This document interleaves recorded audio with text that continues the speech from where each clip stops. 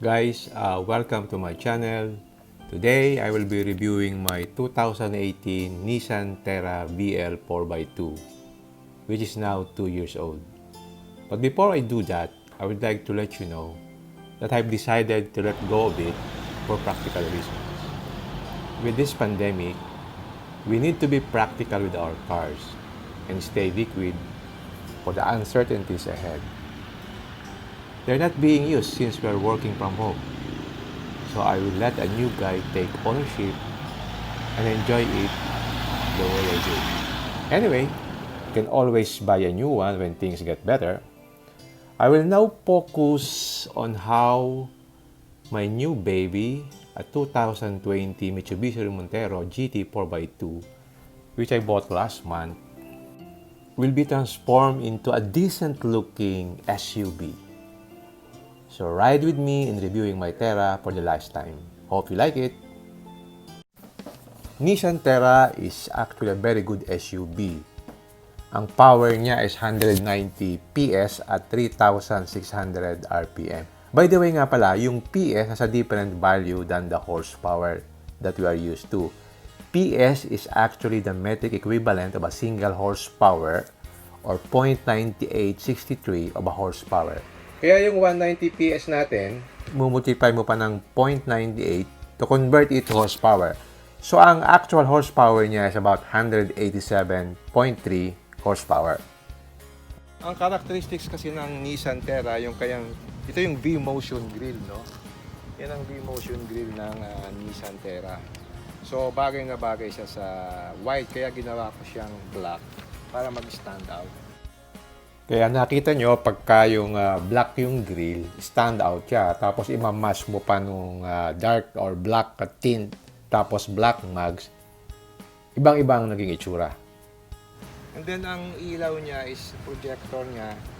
Yung headlamps niya, projector na siya. So maganda yan. So tapos ang liwanag nitong DRL niya, especially sa gabi. Pero na-adjust mo yung liwanag nito eh. Actually, yung DRL nag-a-adjust siya. Meron siyang bulge talaga dito sa hood. Ito, no? Yan, no? So, it looks so macho. Kaya pag nilagay mo siya ng malaking mugs, parang bagay na bagay siya. Ang isa pa sa mga observations ng mga kagrupo ko sa Terra Nation, meron daw dito parang soft spot dito. Malambot siya dito. Kaya ingat lang din kasi nga, pag tinataas mo siya, parang may malambot sa area na to. So, ang nilagay ko dito ng tint is yung super black. Why super black? Kasi, white kasi yung body, kailangan mag-stand out yung black color. At saka ito, inilapit ko siya dito sa kulay nitong pillar. Black din siya eh. So, pag tinignan mo siya, dire-diretso yung kulay na. Diretso. So, maganda siya. So, even yung dito sa front, binuo kaya na black para maganda yung dating.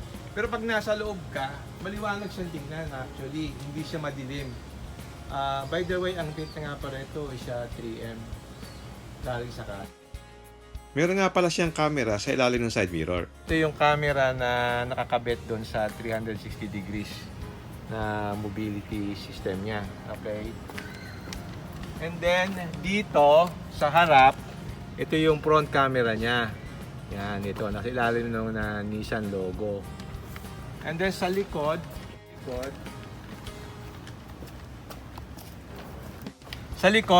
meron din siyang camera dito, no? Sa likod.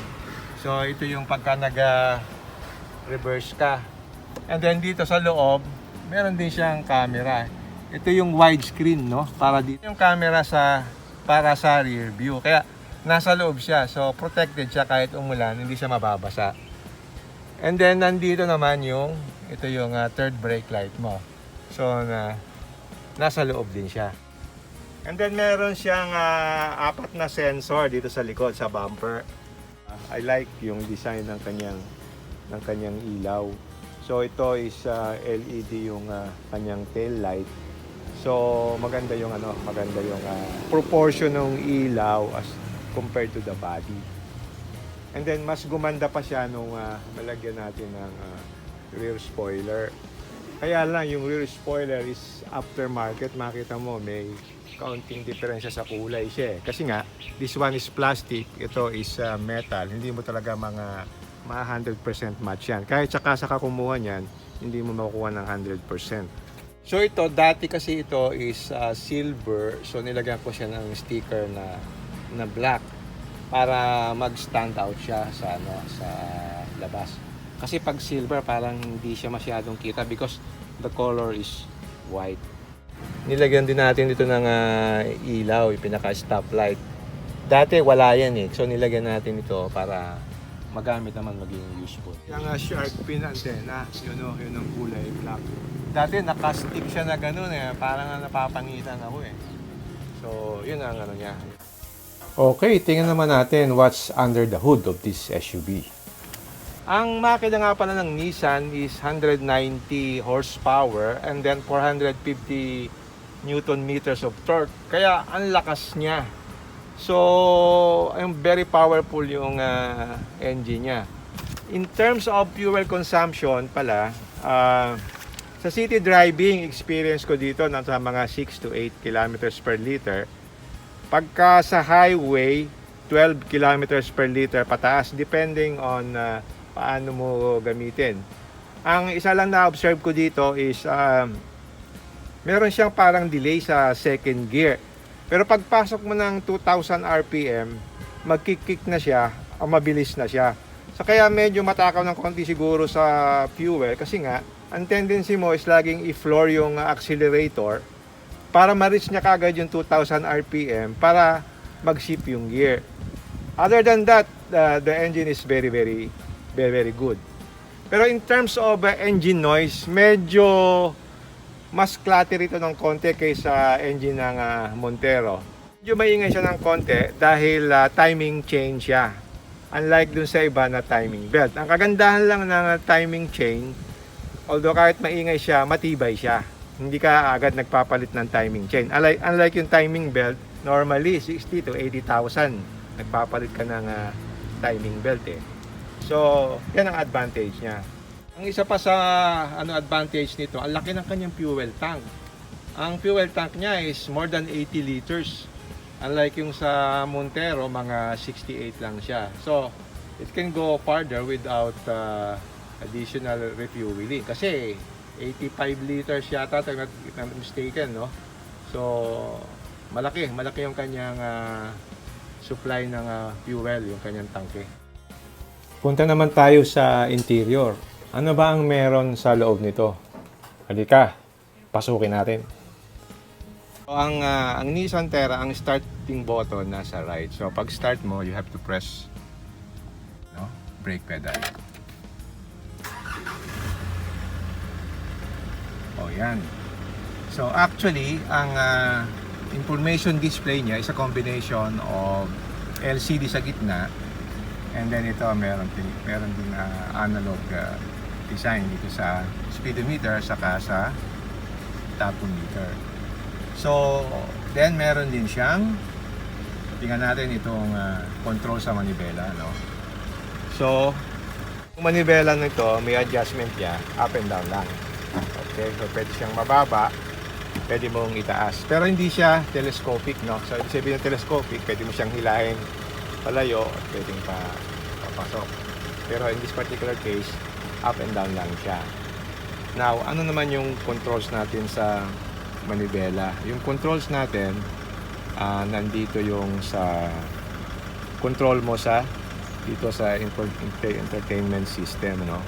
You can control the volume, palakas, pababa. At dito naman yung control sa information display. Dito naman sa right, nandito yung control mo for cruise control. So, yan, dito, no? Yan sa right. Okay. Ito, no? So, nandiyan yung mga driving age. So, meron siyang TPMS. Yan ang magandang feature ng TPMS niya. So, yung Montero na GT ko, wala siyang TPMS. Nakita mo rin yung mga warning configurations. Pag pinindot mo yung driver assistance, nandiyan yung mga driving age, saka parking age, etc. No? Then, meron din siyang altimeter. So, makita mo kung ilang degrees naka-incline yung sasakyan mo at saka makikita mo kung nakapantay siya. Ang isa sa magandang feature nga pala nito na munti ko nang makalimutan, ano, yung lane departure warning, no? Ito, yung ano na yun. So pagka nawala ka dun sa linya, magbibip yung sound niya. Ibig sabihin, babalik ulit dun sa linya. And then meron din siyang blind spot monitoring. Ito, yung blind spot monitoring. Umiilaw yung sa side mirror niya pagka may nakita siyang blind spot. So, isa yun sa magandang features, yung kanyang blind spot monitoring. So, balik tayo. Nandito rin yung range ng kanyang tatakbuhin. Average fuel economy. Ano pa ba? Tingnan natin ang manibela ng Nissan Terra. Ang unang napansin ko dito, manipis yung hawakan ng manibela. So parang nakukulangan ako.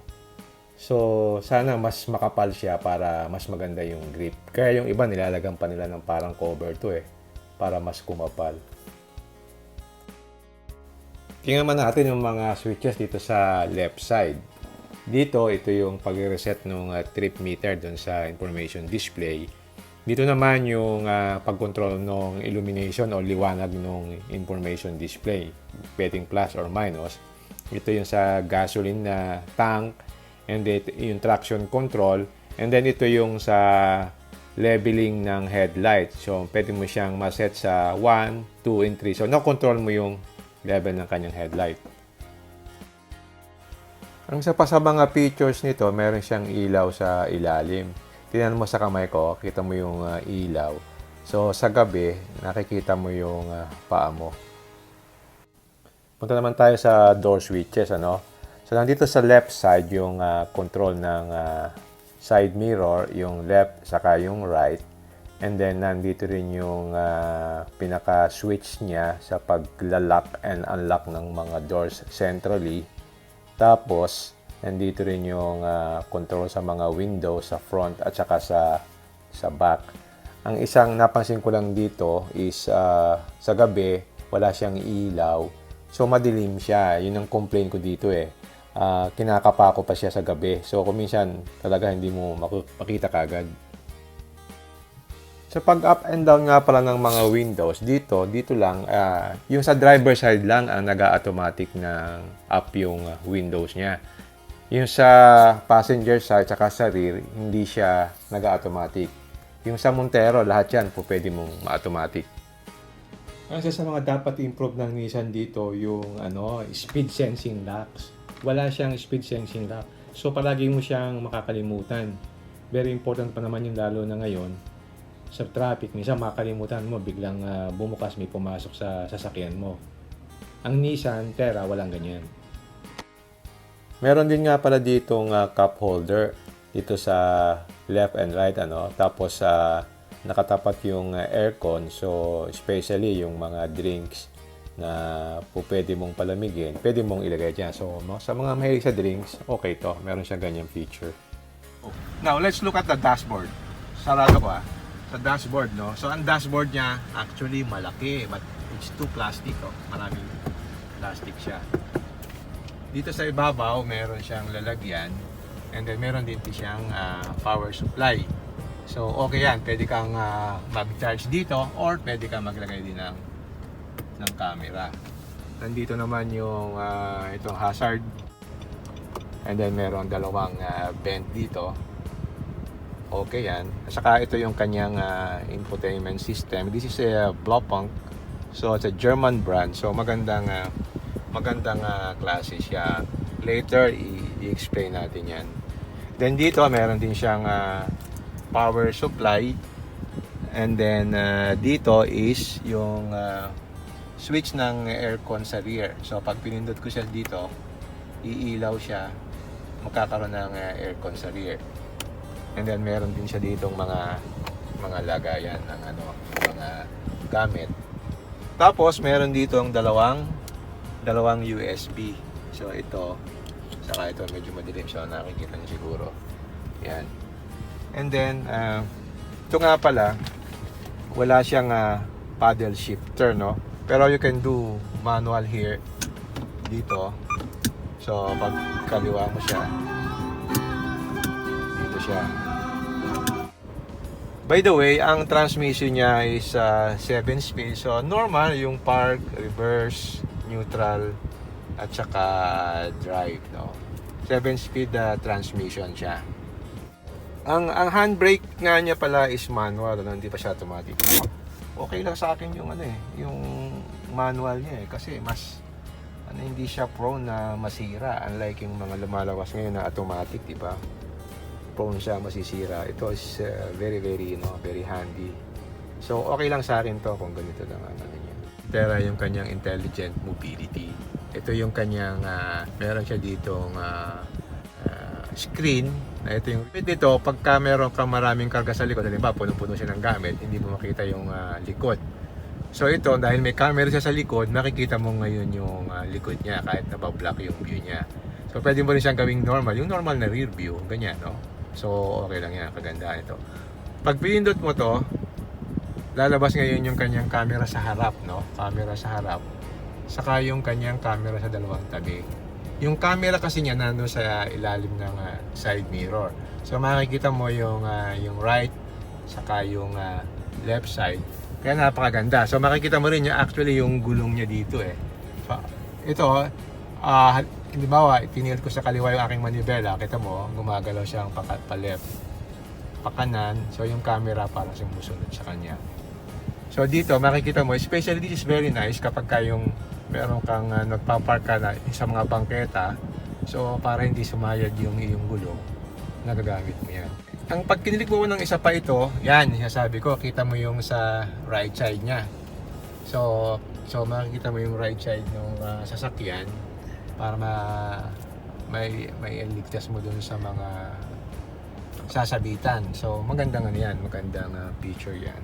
Okay. Ito is, dito lang siya may monitor. Wala dito. So ang ginawa ko, bumili ako ng cable, which is this one. Ito, medyo nakalabas lang sa yung cable na to, no? Pag kinabit mo siya, ngayon yung screen na to, nado-duplicate dito. So mas malaki ngayon yung screen mo. So makikita mo na ngayon dito din yung nasa taas, mas malaki.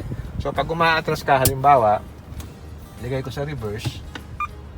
Yan, no? Nakikita mo yung sa likod na mga para hindi ka mabangga sa likod. So yan, kita mo, yun ang pinakamaganda dito, yung intelligent mobility system niya. Ito nga pala is dual zone climate control. So nandito yung mga switches niya. So ito yung sa aircon. So ito yung automatic niya, no? Okay. Ito yung on and off. Nandito yung sa heater niya. Dito ngayon sa rear defogger. At saka ito yung control ng temperature. And then nandito yung control ng temperature. So pwede mong itaas, pwede mong ibaba, no? So hindi yan naka-auto kasi ito manual eh. So pwedeng sa right, pwedeng sa left. And ito naman yung control ng fan. Kung gusto mong palakasin, gusto mong pahinain, so nandun din siya.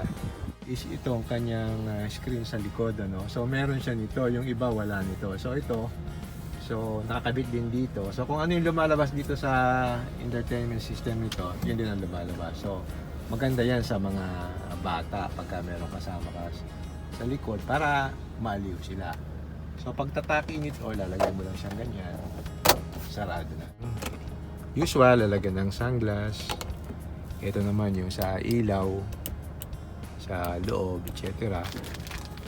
And then nandito yung ilaw dito sa niya, no? May ilaw din siya. So, the same.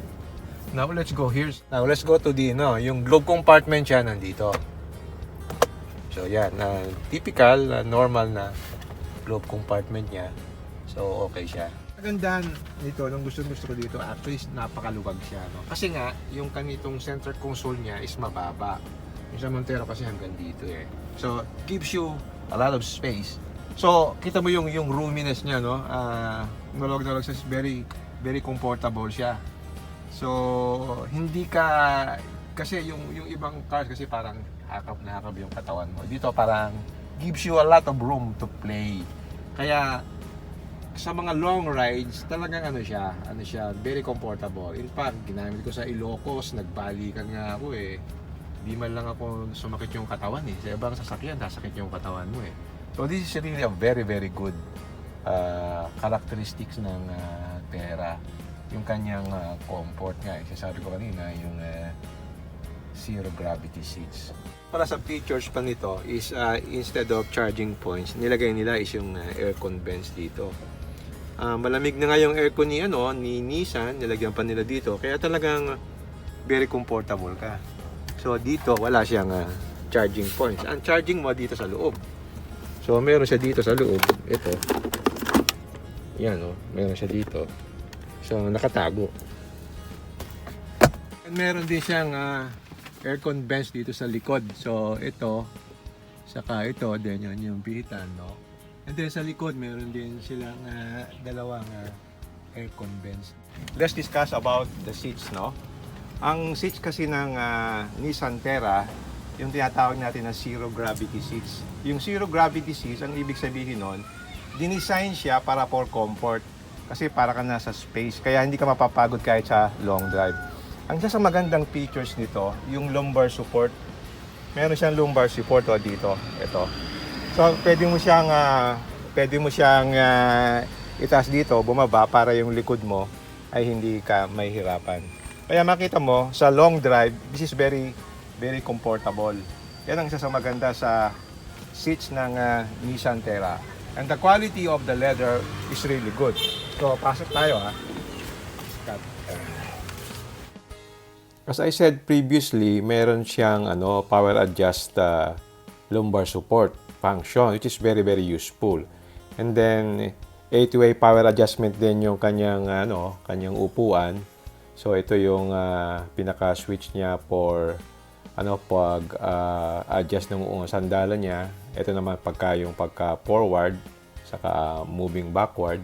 Yan ang kanyang feature. Ang maganda dito is as I said, maganda yung seats niya, sa very comfortable.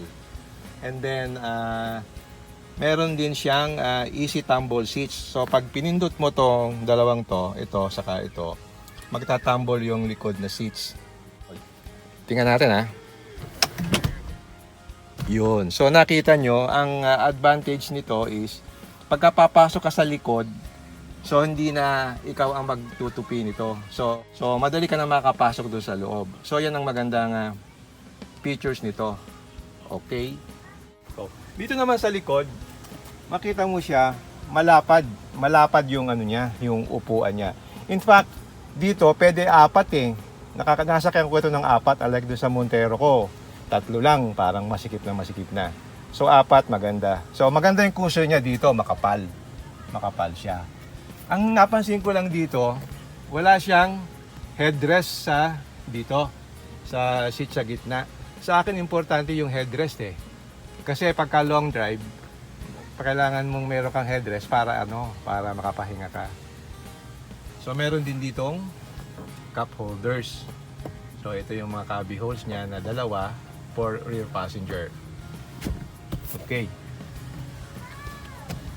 One thing more here, is very spacious. Makita mo, dalawang kamay ko, very spacious siya. Kasi ito isa sa mga few SUVs na i-move mo yung seats, no? So tingnan natin Ito yung kanyang switch or pwede ko siyang iangat palapit. So meron kayong space sa likod na mas malaki. So kita mo ang laki ng difference pag inanaw ko siya. Hilahin ko ulit. Yan. So very very very comfortable. Ang isa lang napansin ko dito for me, parang nabababaan ako sa seats. So kita mo yung aking parang nakaangat pang ganun, no. So kung itataas pa sila ng konti, siguro mas maganda kung mas mataas pa yung seat. Pero yan siguro ang design ng Nissan. Kaya yun ang Okay, punta tayo sa third row. Ang isa sa magandang features pa nito, pwede mo siyang ma-fold flat yung seat. Tingnan natin para madami kang mailagay. Okay. So pag tinignan mo sa likod, punong-puno siya buo. So kaya mong ipasok ang isang buong kama actually. So maganda siya.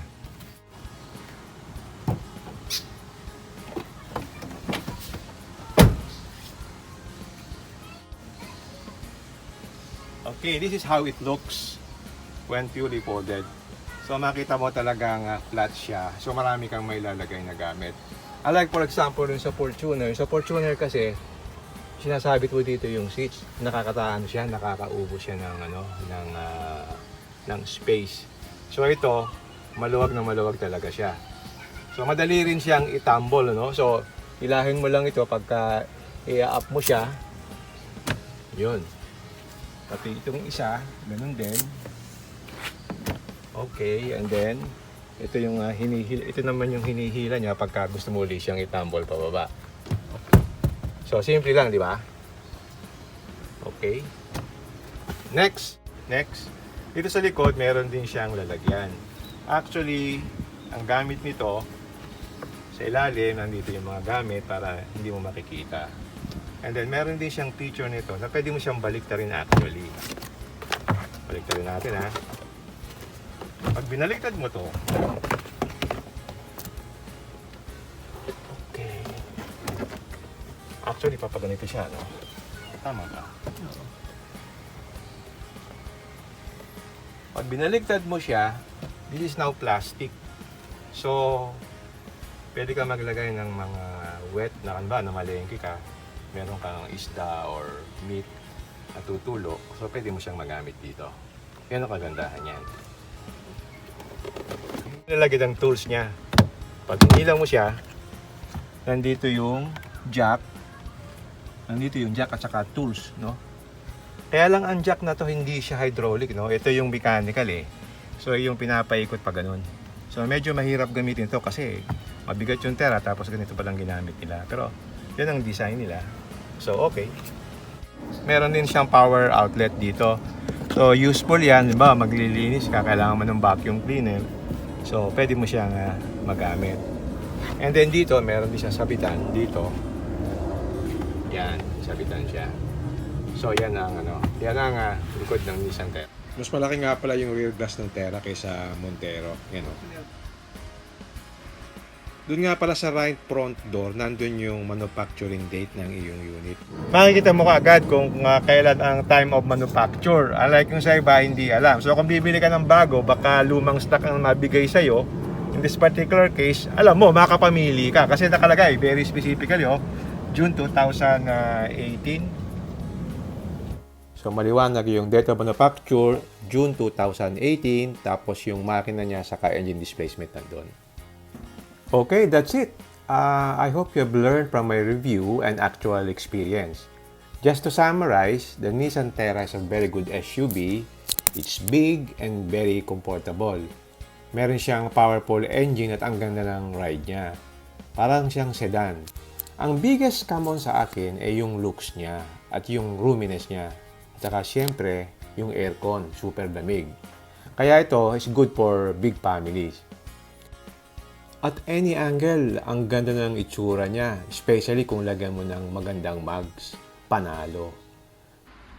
Marami din siyang safety features. Meron din siyang 360-degree camera na napakaganda. May mga negative din siya, syempre. Like for example, wala siyang speed sensing locks, medyo maingay yung engine, at yung mga narinig ko na may kabig daw sa kanan na madaling mapudpud ang brake pads, at may issue pa doon sa steering bushing. Pero swerte, hindi ko na-experience yung mga yon. Kaya good luck sa new owner. Sana masiyahan ka sa bago mong sasakyan. Okay, if you like this video, don't forget to like, share, and subscribe. So, until next time, see you again in my next vlog. Bye!